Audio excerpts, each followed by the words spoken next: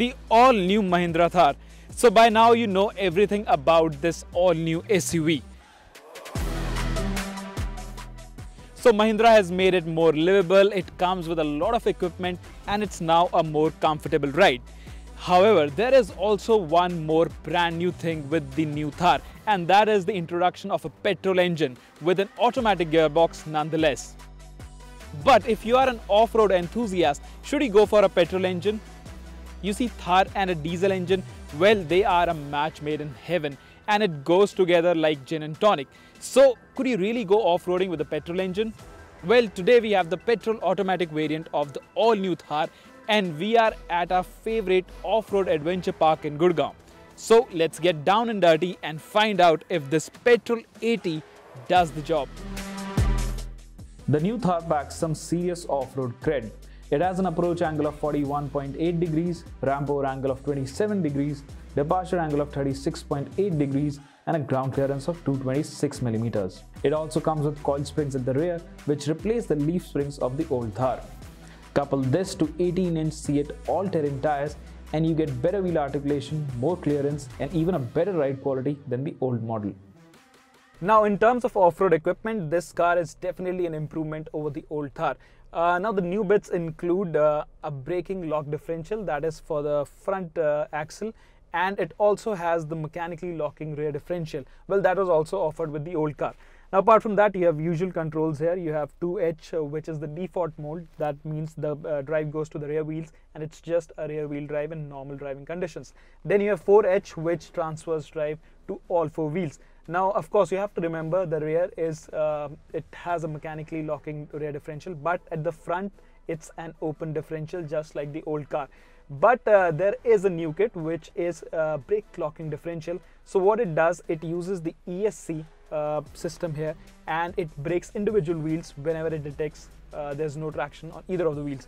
So basically what happens, let's say you are in a tricky situation, the front right wheel doesn't have traction, so instead of it spinning in normal scenario with an open differential, the front wheel will just keep on spinning, but the ESC applies brake on that wheel which doesn't have traction and it sends the torque to the other wheel which has traction. So of course it helps you get out of tricky condition. Well, truth be told, I have been driving this car the whole day and I have never really found it to get stuck. It's just like the old Thar, because old Thar it didn't have that BLD, but still it will just crawl over everything effortlessly, and same is the case with this one as well. But of course in terms of hardware or software, they have really upped the ante. The Thar's infotainment screen also packs adventure statistics which shows tilt, pitch, steering angle, steering direction and a temperature gauge. It's a very cool feature and it also helps you when you're off-roading.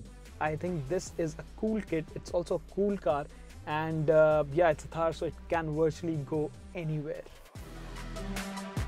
Let's start with the main ingredient of the Thar we have here, the 2-liter mStallion petrol engine which is clubbed with a 6-speed torque converter. The engine is a brand new turbocharged unit that delivers 150 bhp and 320 Nm of torque in this spec. Yes, you heard it right, 320 Nm. That's 20 more than the diesel Thar. What's more, the peak torque kicks in at 1500 rpm, which is 100 rpm lower than the diesel, and it stays put till 3000 rpm, but that's on paper. How does it fare when you're encountering steep inclines?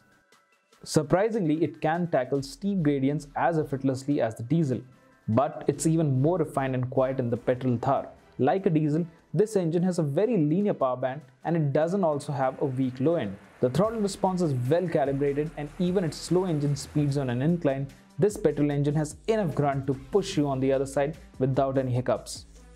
At Auras, we ensured that we put everything to test, but the Thar just went over every obstacle like a piece of cake. By the end of the day, we were running out of activities, and yet the Thar had barely gotten into trouble. Not even once did it get stuck or fail. Honestly, we threw everything at it. Chicken holes, articulation ramps, sand patches, steep inclines and declines, side inclines and what have you. But each time the Thar passed these tests with flying colors. For casual and even hardcore off-roaders, the Thar, even in its petrol automatic disguise, has enough to keep you entertained.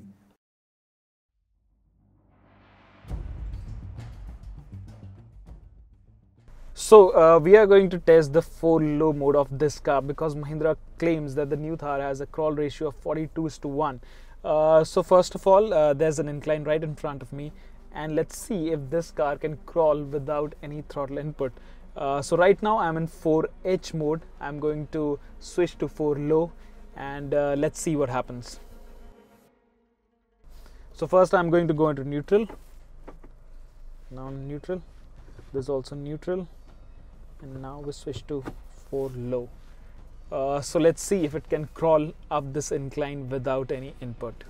So now we have switched to 4 low and the ESC has turned off automatically. Of course, that is done because it doesn't want you to interfere at slow speed, so the ESC shouldn't be interfering with the car's proceedings.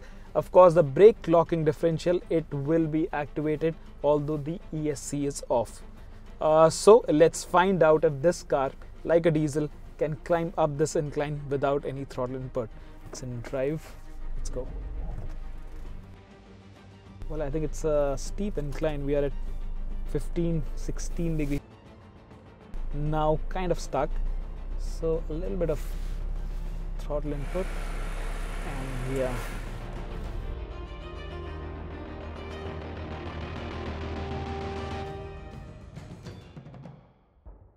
So that's really great. I mean, it's effortless. It's just like a diesel.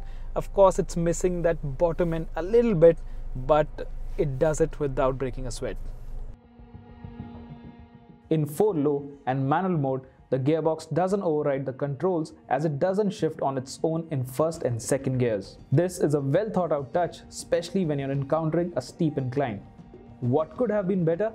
The hill descent control was tricky to activate, and the steering feels a touch too light when you're in a tricky spot. The radiator is mounted quite low, so you have to be careful if you go over an uneven incline. Apart from being brilliant off-road, you'll also love this new engine gearbox combo in daily driving. It has superb drivability and it's effortless. The automatic gearbox does a pretty good job, and that's quite surprising to be honest. The engine is peppy and powerful, but it doesn't rev like a conventional turbo petrol.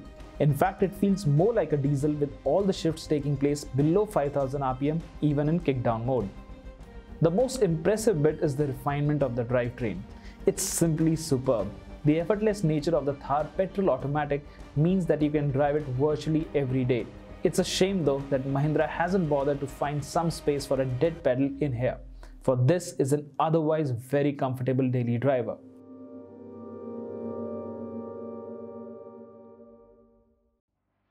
Now, after a whole day of off-roading, I really am impressed with this drivetrain, the Petrol Automatic. To be honest, I didn't really miss the diesel engine. Well, this does almost everything perfectly. You can throw any obstacle in front of this car and it'll just glide over that. In fact, I can't remember if I ever used 4 low in this vehicle. So in terms of off-roading, I think this engine really can match the diesel. In fact, it matches the diesel. There is no question if it can match because we have just seen it. It matches the whole off-road appeal of that car as well. Of course, it has drinking problems because this is a 150 bhp motor and it is quite thirsty, especially when you come off-roading. The drive goes to off-four wheels, so of course it sips fuel like anything. In that regard, of course, the diesel is going to be more efficient and it's going to be more cost-effective on a day-to-day basis.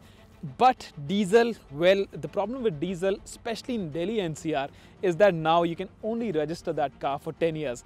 But the petrol, on the other hand, can be registered for 15 years. So that means you can live with your Thar for 5 more years, especially in Delhi NCR. And I think this 10-year rule for diesel vehicles, I think it can come into force in other parts of the country. So the petrol Thar, then, I think it's a safer bet. It does everything brilliantly, plus it's super refined on an everyday basis. Even if you want to commute, you can do that. And if you want to go anywhere, Leh, Ladakh and beyond, you can definitely go in this vehicle. Plus, the refinement is really class leading. Of course, it's going to be a little more expensive to run on an everyday basis, but as a whole, I think, and I'm really surprised I'm saying this, but I prefer the petrol automatic version of the Thar, because if there's one variant within the Thar range that's complete, that will appeal to everyone, I think it is going to be this one.